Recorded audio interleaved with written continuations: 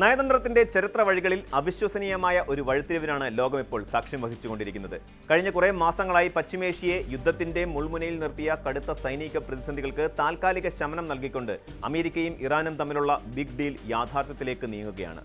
സ്വിറ്റ്സർലൻഡിലെ പർവ്വത നിരകൾക്കിടയിലുള്ള തന്ത്രപ്രധാനമായ ബെർഗൻസ്റ്റോക്ക് റിസോർട്ടിൽ വെച്ച് ഇരു രാജ്യങ്ങളുടെയും പ്രതിനിധികൾ ചരിത്രപ്രധാനമായ 14 ഇന ധാരണാപത്രത്തിൽ ഒപ്പുവെക്കാൻ ഒരുങ്ങുമ്പോൾ അത് കേവലം ഒരു വെടിനിർത്തൽ കരാർ മാത്രമല്ലെന്ന് വ്യക്തമാക്കുന്നുണ്ട്.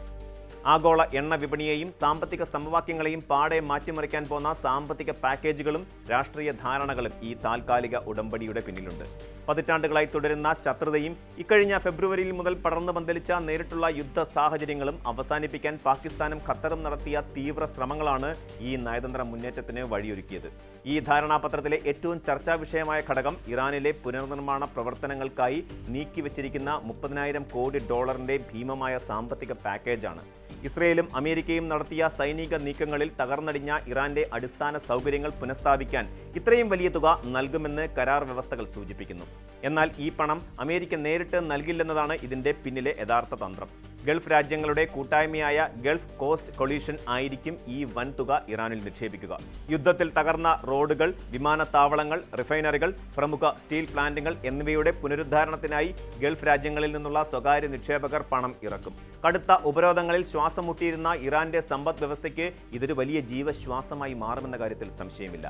സാമ്പത്തിക പാക്കേജുകൾക്ക് പകരമായി ഇറാൻ നൽകേണ്ടി വരുന്ന വില അവരുടെ ആണവ പദ്ധതികളുടെ ഭാഗികമായ പിൻവാങ്ങലാണ്.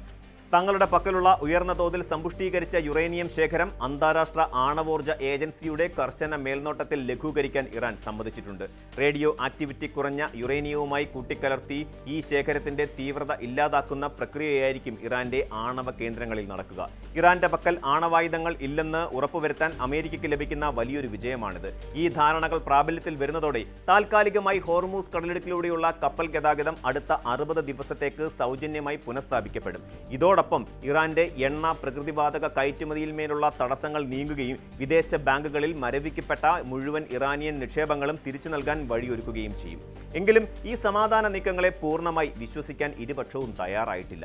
ധാരണാപത്രം ഒപ്പുവെക്കുന്നതിനെ G7 ഉച്ചകോടിയിൽ പങ്കെടുത്ത ലോക നേതാക്കൾ സ്വാഗതം ചെയ്തുവെങ്കിലും US പ്രസിഡന്റ് ഡൊണാൾഡ് ട്രംപ് തന്റെ പതിവ് ഭീഷണിയുടെ സ്വരം ഉയർത്തിക്കഴിഞ്ഞു. കരാർ വ്യവസ്ഥകൾ പാലിക്കുന്നതിൽ ഇറാൻ പരാജയപ്പെടുകയോ അവരുടെ ഭാഗത്തുനിന്ന് എന്തെങ്കിലും തരത്തിലുള്ള ഇഷ്ടക്കേടുകൾ ഉണ്ടാവുകയോ ചെയ്താൽ ഇറാനിൽ വീണ്ടും ബോംബാക്രമണം നടത്തുമെന്നാണ് ട്രംപിന്റെ മുന്നറിയിപ്പ്. കൂടാതെ ഇറാന്റെ മിസൈൽ പരീക്ഷണങ്ങളെയും മേഖലയിലെ മറ്റ് ഗ്രൂപ്പുകളെയും നിയന്ത്രിക്കുന്നതിനായി ഗൾഫ് രാജ്യങ്ങളുമായി ചേർന്ന് പ്രത്യേക ചർച്ചകൾ നടത്തുമെന്നും ട്രംപ് വ്യക്തമാക്കിയിട്ടുണ്ട്. പശ്ചിമേഷ്യയിൽ അമേരിക്കൻ സൈന്യത്തിന്റെ സാന്നിധ്യം ഇനിയും തുടരുമെന്ന സൂചനയും ട്രംപ് നൽകുന്നുണ്ട്. മറുവശത്ത് ഇറാന്റെ നിലപാടും ഒട്ടും മൃദുവല്ല. ഹോർമൂസ് കടലിടുക്കിൽ തങ്ങൾക്കുള്ള പരമാധികാരം വിട്ടുകളയില്ലെന്ന് Iran parliament speaker Mohammad Bagher Ghalibaf ആവർത്തിച്ചു വ്യക്തമാക്കിയിട്ടുണ്ട്.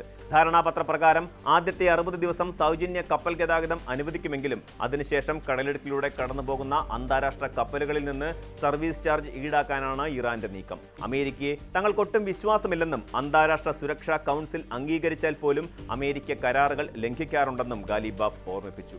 നയതന്ത്ര മേശയ്ക്കിപ്പുറം ഇരിക്കുമ്പോഴും തങ്ങളുടെ സൈന്യത്തിന്റെ കൈകൾ തോക്കിന്റെ ട്രിഗറിലാണെന്നാണ് ഇറാന്റെ നിലപാട്. ഈ വലിയ രാഷ്ട്രീയ ചലനങ്ങൾക്കിടയിലും യുദ്ധത്തിന്റെ കടുത്ത ദുരിതങ്ങൾ അനുഭവിക്കുന്ന ഇറാനിലെയും ലെബനനിലെയും സാധാരണ ജനങ്ങൾക്ക് ആശ്വാസവുമായി ചൈന രംഗത്തെത്തിയിട്ടുണ്ട്.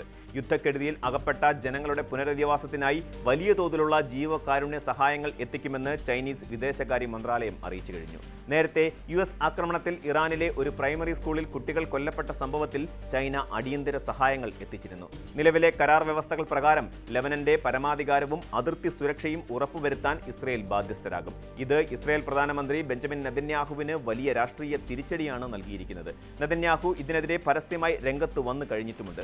അടുത്ത 60 ദിവസങ്ങളിൽ സ്വിറ്റ്സർലൻഡിൽ നടക്കാനിരിക്കുന്ന കൂടുതൽ ചർച്ചകളിലായിരിക്കും പശ്ചിമേഷ്യയുടെ അന്തിമ ഭാവി നിർണ്ണയിക്കുക. ഈ താൽക്കാലിക ധാരണാപത്രം ഒരു പൂർണ്ണമായ ആണവ കരാറിലേക്ക് മാറുകയും ഐക്യരാഷ്ട്രസഭയുടെ ഉപരോധങ്ങൾ പൂർണ്ണമായി നീങ്ങുകയും ചെയ്താൽ മാത്രമേ മേഖലയിൽ യഥാർത്ഥ ശാന്തി കൈവരൂ.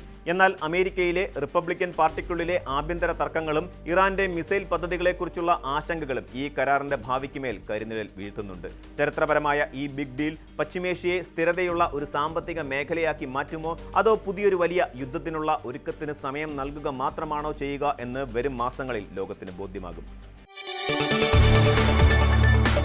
കൂടുതൽ വാർത്തകൾക്ക് News 18 Keralam YouTube channel subscribe ചെയ്യുക.